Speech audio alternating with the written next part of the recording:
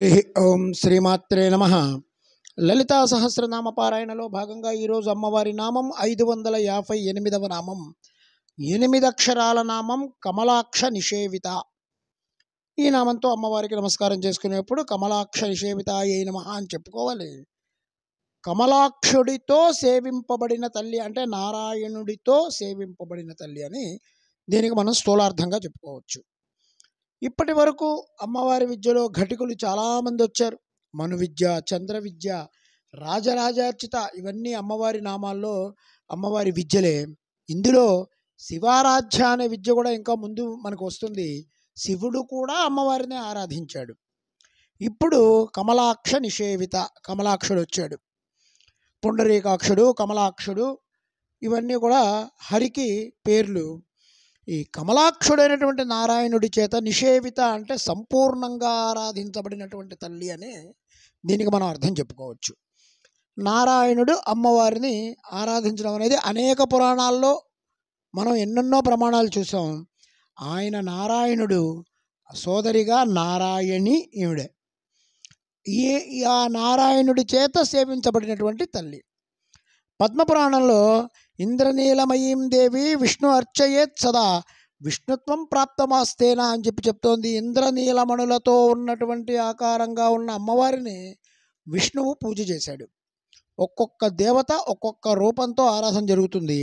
వైకుంఠంలో ఇంద్రనీలమణులతో చేసినటువంటి అమ్మవారిని విగ్రహాన్ని ఆరాధించిన వాడు విష్ణువు. కాబట్టి అమ్మవారికి ఇక్కడ కమలాక్ష నిషేవిత అనే పేరు వచ్చింది.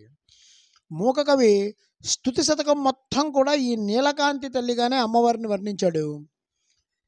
తాపించస్విషే తనుభ్రాతం దారిద్ర్య ముద్రాద్విషే సంసారాక్ష తమోముషే పురరిపోర్వామాంక సీమాజుషే కంపాతీరమేయషే కవయితాం జిహ్వకుటీం జుగ్ముషే విశ్వాత్రాణపుషే నమోస్తు సతతం తస్మై పరంజ్యోతిషే అని చెప్పి మూకకవి స్తుతి శతకంలో అమ్మవారిని వర్ణించాడు.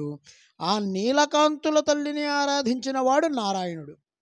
ఆయన లక్షణానికి ఇది చాలా దగ్గరగా ఉన్న లక్షణం కనుక నారాయణుడి చేత సేవింపబడినటువంటి తల్లి అని చెప్తారు. అలాగే జగద్గురు ఆదిశంకరాచార్యుల వారు సౌందర్యలహరిలో హరిస్వామారాధ్య ప్రణత జన సౌభాగ్య జననీ పురానారీ భూత్వా పురరిమపి క్షోభమనయత్ పరో అపిత్వాం నత్వారతి నయనలేహ్యానవపుషా మునీనాం మష్యంతః ప్రభవితి మోహయా మహతం. హరిహర బ్రహ్మేంద్ర సేవిత అనే నామం కూడా అమ్మవారికి ఉంది.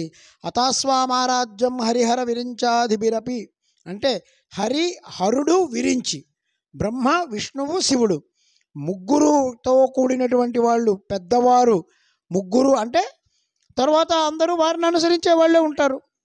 ఆ అనుసరించే వాళ్ళందరూ కూడా అక్కడే ఉంటారు. వాళ్ళందరూ కూడా అమ్మని సేవించారు అని చెప్తారు. హరిహర విరించి తరువాత దేవతలు, ఋషులు మొదలైనటువంటి కిన్నెర, కింపురుష, గంధర్వులు అందరూ కూడా అమ్మని ఆరాధించారు. వారందరి చేత ఆరాధించబడే తల్లి అని చెప్పి ఆదిశంకరుల వారు సౌందర్యలహరి మొదటి శ్లోకంలోనే అమ్మవారి పూజాకృతిని చూపిస్తూ ఉంటారు. కాత్యాయని అయినటువంటి తల్లిని కమలాక్షులు మాత్రమే సేవించగలరు. కమల అక్ష నిషేవిత. దీనికి మళ్ళీ మనం ఇంకో 2 అర్థాలు చెప్పుకోవచ్చు.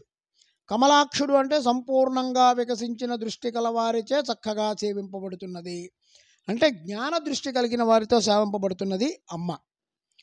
కమల అక్ష నిషేవిత, ఇదే నిజానికి పుండరీకాక్ష శబ్దానికి వేదంలో ఉన్న అద్భుతమైన అర్థం. అక్షు వ్యాప్తో అనేటువంటి ధాతువు ప్రకారంగా అక్ష అంటే వ్యాపించటం, పుండరీకం అంటే హృదయం, హృదయంలో వ్యాపించినటువంటి తల్లి అని కూడా మనం దీనికి అర్థం చెప్పుకోవచ్చు. కమల అక్ష నిషేవిత అంటే హృదయమునందు వ్యాపించబడి చక్కగా సేవించబడుతున్నటువంటి తల్లి కమలాక్ష నిషేవిత. ఆ కాత్యాయని దేవిని హృదయ పద్మంలో వ్యాపించినటువంటి దానిగా భావించి మనం సేవించాలి. అలా భావించిన తల్లిని సేవించడమే కమలాక్ష నిషేవిత. అమ్మ భావనామాత్ర సంతుష్టాయే నమః, అమ్మకు నామమే ఉంది. మన హృదయం మొత్తం కూడా అమ్మని వ్యాపింపజేసుకొని చేసేటువంటి పూజ. మొదట నారాయణుడి చే సేవించబడుతున్నది అర్థం, రెండవ అర్థం జ్ఞాన దృష్టితో సేవించబడుతున్నటువంటి తల్లి అని అర్థం, మూడవ అర్థం హృదయ పద్మంలో వ్యాపించినటువంటి తల్లిని సేవిస్తున్నటువంటి స్థితి అని చెప్పి మనం దీనికి అర్థంగా చెప్పుకోవచ్చు. ఓం ఐం హ్రీం శ్రీం కమలాక్ష నిషేవితాయై నమః. ఓం శ్రీమాత్రే నమః. ఓం శ్రీ మహారాజ్ఞే నమః. శ్రీమత్ సింహాసనేశ్వర్యై నమః.